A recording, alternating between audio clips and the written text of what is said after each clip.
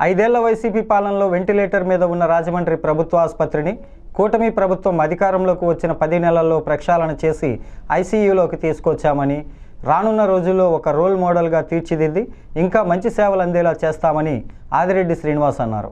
శుక్రవారం ఆయన మీడియాతో మాట్లాడుతూ స్థానిక జిల్లా ప్రభుత్వ ఆసుపత్రిలో వైద్య సిబ్బంది నిర్లక్ష్యంపై ఇన్ఫ్లుయెన్సర్లు సోషల్ మీడియాలో పోస్టు చేసిన వీడియో తన దృష్టికి వచ్చిందని, దానిపై అన్ని విషయాలను ఆరా తీశామని, బాధ్యులను తేల్చడానికి విచారణ జరుగుతోందని, తప్పకుండా కఠిన చర్యలు ఉంటాయని హెచ్చరించారు.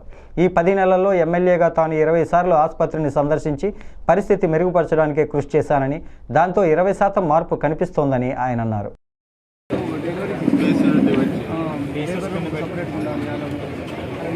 ఏ బ్రేక్ డౌన్ అయినా సింగిల్ బ్రేక్ డౌన్ అవసరం అవుతుంది. ఆ యాంగిల్ అది కొంచెం మీరు స్టడీ చేసామని కాకుండా దూరదృష్టితో 2-3 లైన్స్ వాళ్ళు ఇది బ్రేక్ డౌన్ అయితే ఈ లైన్ వరకు అవుతుంది. ఇది ఎమర్జెన్సీ లైన్స్ మనం కాసుకోవాలి. మీరు చిన్నపిల్లలు ఐసోలేషన్గా అదే ఐసోలేషన్ వాటర్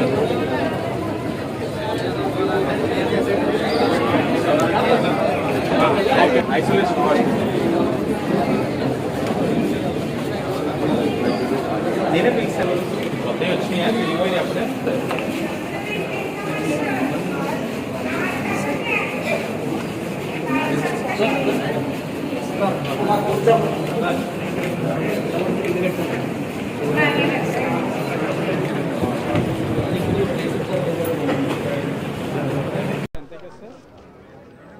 ఓకే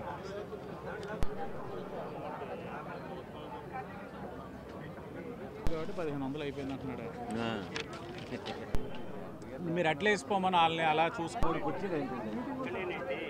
అంశం ఒకటి, మేము చూస్తుంది ఒకటి ఉంది. వారి దగ్గర నుంచి కూడా ఇన్ఫర్మేషన్ అందించిన అధికారుల పైన చర్యలు అయితే తప్పకుండా. కొత్తగా చేసేదేమీ లేదు, మోమాటాలు అస్సలు లేవు. అంటే తప్పు చేస్తే ఎవరిని వెనుకే వేసుకొని వచ్చే పరిస్థితుల పట్ల అధిక ప్రాధాన్యత ఇచ్చుకుంటూ వెళ్తా ఉన్నాం. కొలంసింహంలోని మోహన్ బాబు ఉంటాడు, సుడిగాలి ఏ పేరు సుడిగాడు. ఆడ వస్తే కంపుకి జనాలు పరిగెడతారు. అలాగే రాజమండ్రి సుడిగాడు ఎవడంటే ఆ సుడిగాలి భరతరామ్.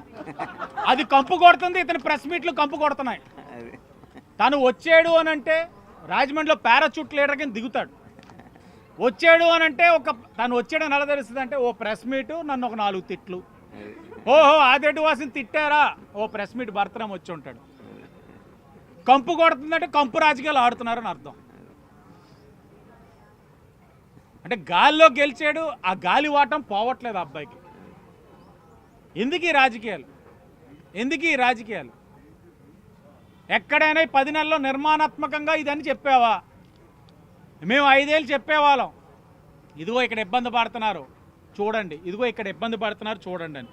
కానీ నువ్వు ఏ రోజు పట్టించుకో, హాస్పిటలిస్ట్స్ పట్టించుకో. కానీ మా వాళ్ళు ఇప్పుడే చెప్తున్నారు, నాకు ఇప్పుడు దాకా తెలియదు, ఎందుకంటే పెద్ద సోషల్ మీడియాలో ఉండను నేను. మొన్న మా వాళ్ళు నవీన్ గారు, రవి యాదవ్ గారు వీళ్ళందరూ కలిపి మార్చురీలోని ప్రక్షాళన చేసిన వ్యవహారాన్ని ప్రెస్ మీట్ పెడుతూ నేను ఇంగ్లీష్లోనే ఏదో తప్పు మాట్లాడానట, ఇంగ్లీష్లో తప్పులు మాట్లాడిందని విమర్శించాడట. నేను ఒకటే అడుగుతాను, నా ఇంగ్లీష్లో తప్పు రావడం వల్ల ఈ హాస్పిటల్కి సిఎస్ఆర్ నిధులైనా ఆగిపోయినాయా? నా ఇంగ్లీష్లో తప్పు రావడం వల్ల ఈ నగరంలో ఎక్కడైనా అభివృద్ధి కార్యక్రమాలు అవుతున్నాయా? నా ఇంగ్లీష్లో తప్పు రావడం వల్ల తోలు తీస్తాను, బ్లేడ్ బ్యాచ్, గంజాయి బ్యాచ్ అన్నాను, ఎక్కడైనా లోటుపాట్లు ఉన్నాయా? నా ఇంగ్లీష్లో తప్పు రావడం వల్ల గంజాయి కేసులు కట్టిస్తానన్నా, ఎవరిని ఉపేక్షించనన్నాను, తనామనాన్న భేదం లేకుండా వెళ్తానన్నాను, ఎక్కడైనా ఆగిందా? నా ఇంగ్లీష్లో తప్పు ఉండడం వల్ల సిఎస్ఆర్ ఫండ్స్ కింద సుమారు ఇప్పుడు 70 లక్షలు పేపర్ మిల్ నుంచి వస్తున్నాయి. మనం 1,20,00,000తో ఓపెన్ చేశాను. ఇప్పుడే మేము అందరం నడుచుకొస్తుంటే సిఎస్ఆర్ నా ఫ్రెండ్ 4 లక్షలతో RO ప్లాంట్ ఇచ్చాడు. నా ఇంగ్లీష్లో తప్పు రావడం వల్ల వాళ్ళందరూ కూడా బాధ కలిగి ఎవరైనా నిధులు వెనక్కి వెళ్ళిపోయినాయా? అభివృద్ధి కార్యక్రమాలు ఆగిపోతున్నాయి, సంక్షేమ కార్యక్రమాలు ఆగిపోతున్నాయి. ఇంగ్లీష్లో తప్పట. ఇంత పెద్ద సమస్య ఉంటే సమస్యనంతా మానేసి ఒక రీల్ చేసుకొని, ఒక వీడియో చేసుకొని నా మీద సునకానందం. ఏ స్థాయికి వెళ్ళిపోయాడంటే ఈ అబ్బాయి, మరలా సినిమా కూడా నువ్వు ఉంటేనే పక్కన వస్తున్నాను. ఏదో సినిమాలో ఉంటాడు ఒక ప్రిన్సిపల్, స్టూడెంట్స్ గుడ్ మార్నింగ్ చెప్పకపోతే అలా నుంచుంటాడు. ఇలా అలర్ట్గా ఉన్నారు. అది అతను వెళ్ళిపోతూ నువ్వు ఈరోజు గుడ్ మార్నింగ్ నాకు ఇంకా చెప్పలేదని. ఈ అబ్బాయి మా వాళ్ళు చెప్తున్నారు, మా లీడర్స్ కూడా, ఓ వీడియో పెట్టిన తర్వాత లైక్స్ ఎవరెవరు కొట్టారో చూసుకుంటున్నాడట. అతను పదవులు వేసిన వాళ్ళు ఎవరైనా సరే లైక్ కొట్టకపోతే ఆఫీస్ నుంచి ఫోన్ వెళ్తుందట, నువ్వు నాకు ఇంకా లైక్ కొట్టలేదు ఈరోజు అని. సస్పెండ్ అలా కొంతమంది లైకులు కొట్టలేదని పదవులు తీసేసి తనకి బాగా లైక్లు ఎవడు కొట్టి మెసేజ్లు పెడుతున్నారు, వాళ్ళకి పదవులు వేసాడు. ఇదేదో పని బాగుంది, చాలా బాగుంది. అంటే రాజకీయం ఉన్నతంగా చేసే రోజుల నుంచి రాజకీయం ఇంత దిగజారుడిగా తీసుకొచ్చే రోజులు వస్తూ ఉన్నాయి. ఈరోజు ఈ ప్రెస్ మీట్ పెట్టడానికి యొక్క ఉద్దేశం కూడా ఎమ్మెల్యే గారు మీకు వివరంగా తెలియజేయడం జరిగింది. ఏదైతే రాజమండ్రి జనరల్ ఆసుపత్రి ఇక్కడ ఉన్నటువంటి పరిస్థితులు ఏవైతే ఉన్నావో వీటి గురించి క్షుణ్ణంగా పరిశీలన చేసిన తర్వాత ఈ ప్రెస్ మీట్ పెట్టడం జరిగింది. ఏదైతే మీకు సోషల్ మీడియాలో నిన్న వచ్చినటువంటి ఆ వదంతా ఏదైతే ఉందో దానికి సంబంధించి ప్రత్యక్షంగా చూడడం జరిగింది. ఆ పేషెంట్స్కి టేక్ కేర్స్ ఎవరు కూడా లేరు. వాళ్ళు మంచం మీద పడుకున్నప్పుడు కింద పడిపోతారేమన్న ఒక ఉద్దేశంతో అక్కడ బెడ్స్ ఏర్పాటు చేసి వాళ్ళని అక్కడ పడుకొని పెట్టడం జరిగింది.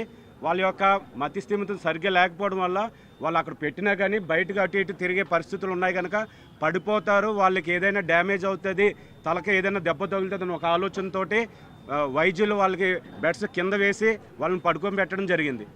దీన్ని కొంచెం నెగిటివ్ వేలో బయటికి తీసుకొని వెళ్ళడం, ప్రజల్లో ఇక్కడ రాజమండ్రి జనరల్ ఆసుపత్రిలో ఏదో ఇబ్బందులు జరిగిపోతున్నాయి, ఏదో ప్రమాదం జరిగిపోతుంది అన్నట్టు అనుమానాలు రేకెత్తించేటట్టు కొంత ప్రచారం చేసి ఆలోచన చేశారు.